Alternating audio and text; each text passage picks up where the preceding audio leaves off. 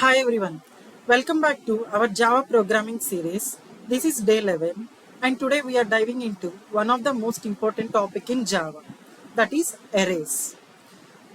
If you are looking to store multiple values of the same type efficiently, arrays are your goal to go. Okay, let's start into the session. In today's session, we are going to discuss what is an array, what are the key points in array, and array syntax, and why we use the array, and an example and hands-on. First one, what is an array? An array in Java is a collection of elements of same data type stored in the contiguous memory location. From this collection of elements to this contiguous memory location, this is very important. Okay, it is used to store multiple values in a single variable. Like array is used to store multiple values in a single variable. Instead of declaring separate variables, we can store multiple values in a single variable. Okay, hope you are clear with this array definition. These are some of the key points which we are going to discuss. Arrays are fixed in size. That means once we can declare, you cannot change their length. So another point is they can store primitive types like int, char, double, or objects like string, custom class, etc. In arrays, indexing will start from 0. This is a basic point.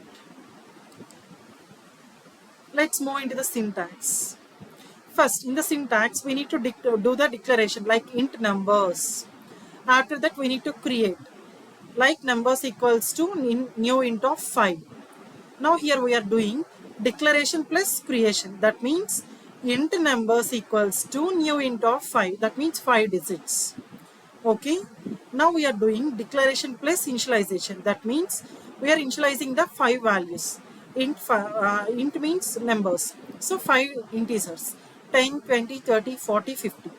Now I am accessing the second index value. This is the indexing like system.out.println number of 2. 2 means 10 will be the index of 0, 20 index will be 1, 30 index will be 2. So if you run the code until here, the output will be 30. Okay, to get all these 5 integers, we are writing the for loop here. Okay, see here. First, we need to declare the array.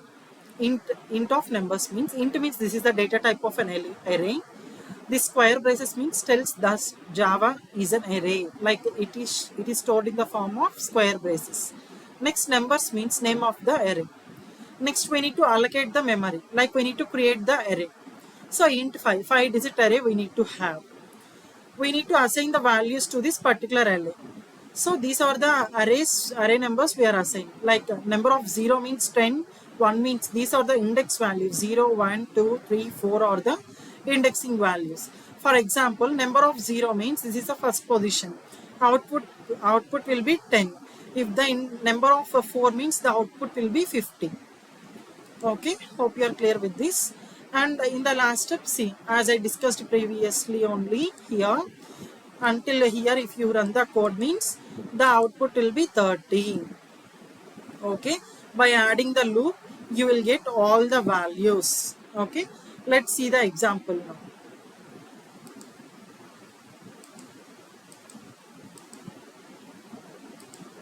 See here, first we are initializing and declaring. We are taking 5 values. We are assigning the values to the particular arrays like 0 index 10, 1 index 20, 2 index 30, 3 index 40, 4 index 50.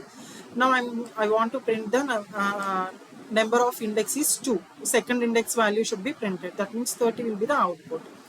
So now I'm adding the for loop to print all the values. Let's run and see the output. See here, if you see here, third value is 30. So as I told, until here, first I need to get this value. So array index of 2. 2 means what is the value of 2? 30. So the value is 30. After adding this condition, okay, for loop condition, now we are getting all the array values like 10, 20, 30, 40, 50.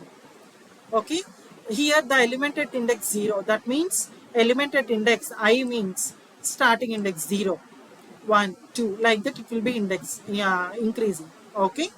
Hope you are clear with this example.